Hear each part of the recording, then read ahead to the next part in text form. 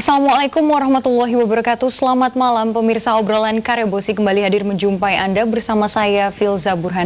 Pada malam hari ini kita akan membahas topik mengenai rekrutmen CPNS 2019 yang mana Kementerian Pendayagunaan Aparatur Negara dan Reformasi Birokrasi Kemenpan RB sudah mengeluarkan surat edaran terkait jadwal penerimaan CPNS formasi tahun 2019.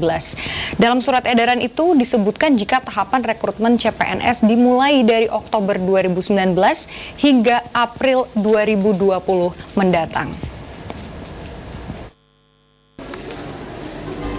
Pemerintah pusat telah mengumumkan penerimaan CPNS formasi 2019. Edaran pengumuman dan jadwal tahapan rekrutmen telah disebar ke seluruh lembaga negara dan instansi pemerintah daerah. Kepala Bidang Perencanaan dan Informasi Kepegawaian BKPSDM Kota Makassar, Kadir Masri mengatakan, sejauh ini informasi yang diberikan pemerintah pusat masih sebatas pengumuman jadwal penerimaan. Sementara formasi terkait kuota yang akan petunjuk teknis pelaksanaan belum diinformasikan. Masri menegaskan, dari edaran Kemenpan RB, jadwal pengumuman dan pendaftaran CPNS jatuh pada bulan Oktober hingga November 2019. Sementara pengumuman hasil seleksi administrasi jatuh pada bulan Desember 2019. Sedangkan masa sanggah dan pengumuman jadwal SKD jatuh pada bulan Januari 2020. Untuk seleksi SKD jatuh pada bulan Februari 2020. Pengumuman hasil SKD dan pelaksanaan SKB jatuh pada bulan Maret 2020. Sedangkan integrasi nilai SKD dan SKB jatuh di bulan April 2020. Dan tahapan akhir yakni penetapan NIP dan pengangkatan sebagai CPNS jatuh di bulan April 2020. Itu sudah ada surat edaran dari Menpan. Ancar-ancarnya itu di bulan Oktober sudah mulai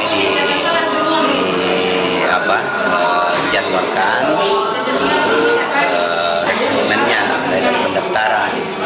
Nah, kalau saya lihat itu di schedule, ya itu sampai bulan Desember itu validasi. Jadi dia nyebrang nanti. Oh, nyebrang di tahun 2020? Ya, untuk tes chatnya itu. Nah, jadi kita harapkan kepada teman-teman adik-adik yang lulusan sarjana bersabar, kita pasti buka. Tanggal berapa itu Pak kemarin edarannya itu? Ya, suratnya per 1 Oktober. 1 Oktober surat edaran itu. Nanti kami kasih juga. Karena kami sampai sekarang juga belum ada jumlah kuota informasi yang diberikan. Sebelumnya untuk penerimaan CPNS 2019 ini, Pemkot mengusulkan 511 formasi untuk kuota CPNS P3K. Rinciannya tenaga pendidik diusul sebanyak 377 orang, 36 tenaga kesehatan dan tenaga teknis sebanyak 98 orang. Mardian Hamid, Selebes TV. Fokus di PNS. Ya pemirsa, pemerintah segera membuka kembali lowongan CPNS yang mana seleksi akan diumumkan di minggu keempat bulan Oktober 2019 persis setelah pengumuman dari pemerintahan baru Presiden Republik Indonesia Joko Widodo dan Wakil Presiden Republik Indonesia Ma'ruf Amin. Kita akan membahas lebih dalam lagi terkait formasi apa saja yang dibuka, persiapan dari pemerintah Kota Makassar, kemudian apa yang perlu diperhatikan masyarakat dalam menyambut dibukanya pendaftaran seleksi calon pegawai negeri sipil di tahun 2019 ini. Sudah hadir para narasumber kami di studio. Pemirsa, ada Bapak Muhammad Rida Rashid selaku staf khusus PJ Wali Kota Makassar. Assalamualaikum, selamat malam Pak Rida. Waalaikumsalam warahmatullahi wabarakatuh. Selamat malam. Apa kabar Pak? Baik. Alhamdulillah. Terima kasih sudah hadir di obrolan Karebosi pada malam hari ini. Dan pemirsa juga sudah hadir di studio. Ada Bapak Makasala selaku Sekretaris Umum PGRI Makassar. Assalamualaikum, selamat malam Bapak Makasala. Selamat malam. Assalamualaikum warahmatullahi wabarakatuh. Terima kasih sudah hadir di obrolan Karebosi. Sehat Pak? Sehat, alhamdulillah. Dan pemirsa juga sudah hadir bersama saya di studio Bapak Andi Lukman Irwan selaku pengamat pemerintahan. Assalamualaikum, selamat malam Pak Lukman. Waalaikumsalam warahmatullahi wabarakatuh dan selamat malam. Terima kasih sudah meluangkan waktu di obrolan Karebosi. Pak Lukman, sehat ya Pak? Alhamdulillah. Baik, pertama saya ingin bertanya kepada Bapak Rida terlebih dahulu. Mungkin bisa dijelaskan lebih lagi terkait formasi apa saja yang akan dibuka ini. Masyarakat sudah harus siap-siap nih terkait dibukanya pendaftaran CPNS tahun 2019. Ya, baik, terima kasih. Sebelum saya jelaskan itu, saya terlebih dahulu menjelaskan tentang pengadaan PNS sejak diberlakukannya Undang-Undang ASN itu ditangani oleh pemerintah pusat. Tidak ada lagi penerimaan CPNS di daerah sebelum berlaku Undang-Undang ASN. Baik. Jadi seluruh pengadaan itu dilakukan oleh pemerintah pusat. Nah, pemerintah daerah melakukan usulan ya terhadap tenaga apa saja yang dibutuhkan oleh masing-masing daerah. Baik.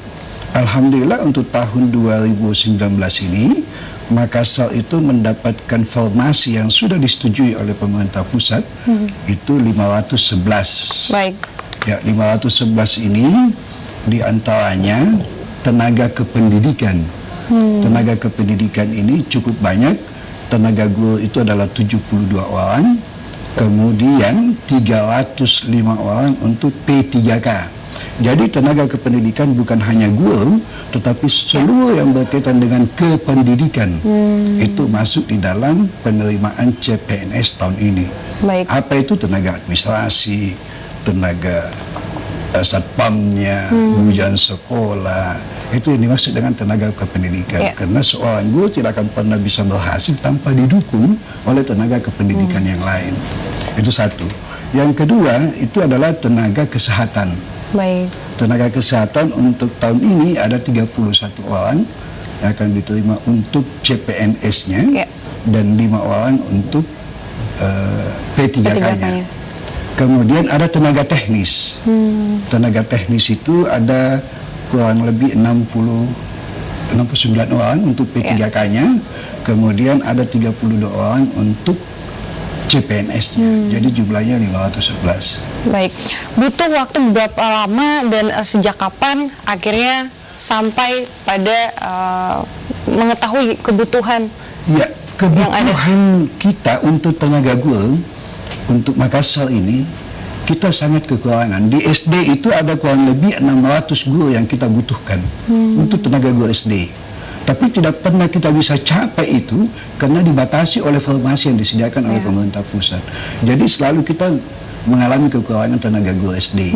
Nah, makanya misalnya ada yang pindah dari daerah masuk ke Makassar, kalau guru SD itu cepat kita proses. Jadi sebenarnya yang diusulkan itu pun juga masih kurang. Masih sangat kurang. Karena setiap tahun itu kurang lebih 200-an guru yang pensiun setiap tahun. Baik. Jadi kita tidak pernah bisa mencukupi yang kebutuhan ideal dari tenaga guru. Ya, memang ada regrouping sekarang ada 44 SD yang kita gabungkan, ya itu sehingga mengalami kekurangan guru, jumlah sekolah.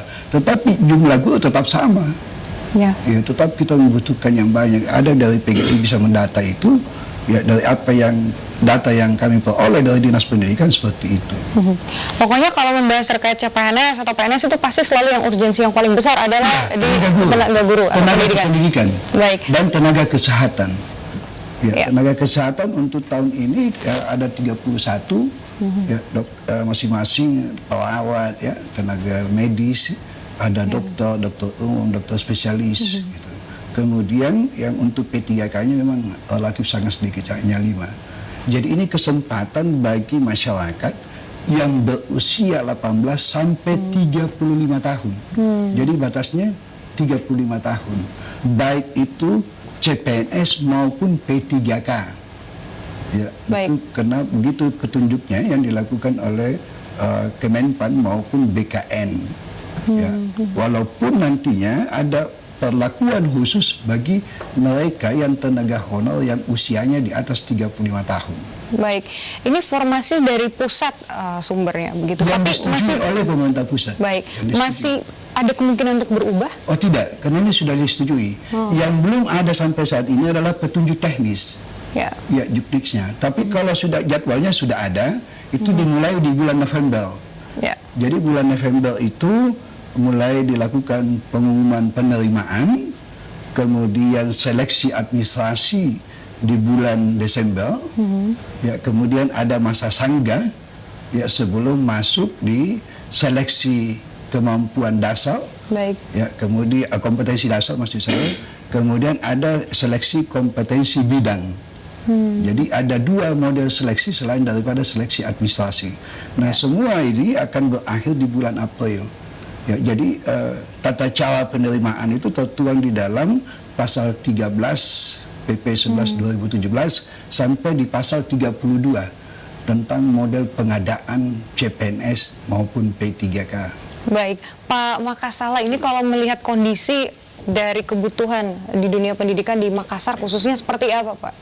Ya, jadi sebelum saya menjelaskan ke situ, perlu diketahui bahwa PGRI adalah selain jati dirinya adalah organisasi profesi dan organisasi perjuangan, maka juga tepat malam ini adalah organisasi ketenagakerjaan.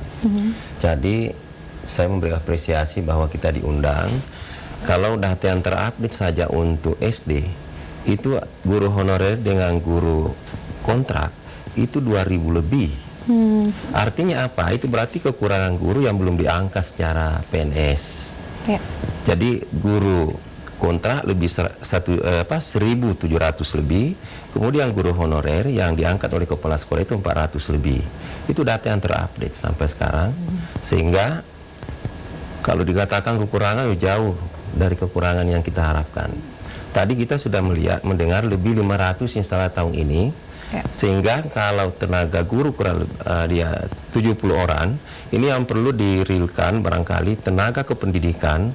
Saya titipkan bahwa ada yang biasa kita lupakan, termasuk tenaga operator. Berbeda tenaga operator dengan tenaga administrasi. Tenaga administrasi di SMP sudah ada, kalau di SD tidak ada. Jadi ini tenaga operator untuk menjadi perhatian dari Pemkot barangkali jika juknisnya belum turun ini. Kita sangat berharap bahwa tenaga operator itu adalah jantungnya sekolah. Jika di situ salah, sehebat bagaimanapun guru dan kepala sekolah itu tidak akan kacau juga nanti. Baik, selama ini bagaimana kerja atau fungsi dari tenaga operator sendiri dalam sekolah? Tenaga operator itu dia harus mensinkronkan jumlah data siswa dan guru, dan termasuk sarana prasarana dari 8 komponen standar nasional pendidikan itu. Jadi kerjanya operator itu luar biasa beratnya, dan itu yang perlu kita mendapat perhatian. Yang kita sekarang di dana bos saja dia tidak dimasukkan di juknis bahwa insentifnya operator tidak ada. Hanya tenaga administrasi. Ini harus barangkali memang kita mendapat perhatian, karena tenaga operator itu sekarang ini kalau tidak dibantu oleh, tidak sama dulu ya, biar tidak ada tenaga administrasi barangkali bisa jalan itu sekolah. Baik, tanggapan Pak Rida, Pak, ini bahkan tenaga operator bisa dikatakan jantung sekolah tadi kata Pak Makasala, tapi sampai sekarang belum begitu dapat perhatian yang besar dari pemerintah. Jadi kita harus tahu bahwa formasi yang disediakan oleh pemerintah pusat itu terbatas. Tahun ini ada 197.111 formasi untuk 514 kabupaten dan kota, plus 34 provinsi. Jadi Makassar mengusulkan tadinya lebih 1.000 yang kita usulkan, tetapi kemampuan pusat untuk meluluskan permohonan kita hanya 511. Ya, tentu itu melalui analisis kebutuhan yang dilakukan oleh Kemenpan maupun BKN. Ya, sehingga apa yang kita usulkan itu, dan semua daerah juga mengalami hal yang sama, tidak pernah usulannya itu disetujui 100% karena keterbatasan tadi. Nah, salah satu yang diperjuangkan oleh tenaga kontrak dan tenaga honorer adalah mereka masuk sebagai CPNS, bukan P3K. Kalau kita mengikuti pemberitaan dan berbagai macam diskusi, ya bahkan mereka berdemo beberapa waktu lalu di Istana Negara, tuntutan mereka bukan P3K. Padahal di dalam Undang-Undang ASN disebutkan bahwa dua jenis pegawai, ASN dan P3K, yang hak-haknya hampir sama dengan ASN. Ya, tetapi ini pun, pemahaman ini pun belum bisa diterima oleh mereka, karena satu kata kunci harus menjadi ASN. Padahal pemerintah ingin menyerap mereka semua ya dengan P3K, pegawai pemerintah perjanjian kerja. Nah, hak-haknya itu sama dengan ASN. Jadi memang apa yang disampaikan tenaga operator maupun tenaga teknis lainnya atau yang sifatnya spesifik yang dibutuhkan masing-masing OPD itu semakin banyak, karena semakin banyak keahlian khusus yang dibutuhkan untuk itu. Di Badan Litbang misalnya kita tidak punya peneliti, Ya, padahal salah satu syarat yang namanya puslit ada dari Unhas itu harus punya tenaga peneliti yang berkualifikasi, tetapi kita belum punya itu. Nah, kita usulkan untuk itu, tetapi oleh pemerintah pusat belum disetujui karena untuk menjadi peneliti itu ada pendidikan khusus. Baik. Ya, di pusat, baik itu di Lembaga Ilmu Pengetahuan Indonesia maupun yang dikelola oleh Kemenristek-Dikti. Syaratnya tidak mudah. Tidak mudah untuk menjadi peneliti. Padahal sebuah penelitian yang baik harus dikerjakan oleh orang yang expert di bidang itu. Baik, tanggapan Pak Lukman Pak terkait akan dibukanya lowongan CPNS tahun ini oleh pemerintah? Iya, artinya pertama pada konteks yang lebih makro ya, bahwa proses rekrutmen CPNS ini kan menjadi pintu masuk sesungguhnya untuk bagaimana kemudian membangun sumber daya manusia, tata kelola SDM di lingkup pemerintahan itu kemudian bisa berjalan secara lebih efektif dan efisien, sehingga kemudian pada konteks ini bisa kita melihat kalau kita merujuk pada grand and design reformasi birokrasi yang salah satu kemudian di dalam konteks misi reformasi birokrasi kita kan adalah bagaimana membangun seleksi rekrutmen yang bersifat transparan dan qualified, sehingga saya kira ini menjadi titik fokus kita bagaimana kemudian karena ini kemudian dalam kendali pemerintah pusat. Pemerintah pusat kemudian membuka dan menjaring sumber daya yang kemudian memiliki kompetensi yang betul-betul sesuai dengan kebutuhan dari daerah. Pada konteks kompetensional kan kita bisa melihat pada 3 tingkatan. Pertama, pada tingkatan pengetahuan yang dimiliki terkait dengan tugas fungsi yang akan dilakukannya nanti. Kemudian yang kedua terkait kemampuan keterampilan yang dimilikinya sesuai dengan tugas dan fungsi. Dan yang ketiga saya kira ini juga yang kalau kita melihat standarisasi tes yang kemudian dilakukan yang dua ya tadi, kalau di luar tahapan seleksi administratif ada kemudian kompetensi dasar, ada kompetensi bidangnya SKD, SKB. Saya lihat ini yang kurang mengcovering pada konteks bagaimana melihat sisi sikap mental dari calon aparatur sipil negara kita. Ini yang saya kira harus menjadi titik perhatian, bahwa bukan hanya pada aspek hard skill tapi pada aspek soft skill itu kemudian yang bisa membangun budaya birokrasi yang baik. Karena kita bicara tentang birokrasi kita ada banyak variabel patologis, penyakit yang sifatnya kemudian dibutuhkan sumber daya yang punya kompetensi yang mengcovering 3 kemampuan itu tadi.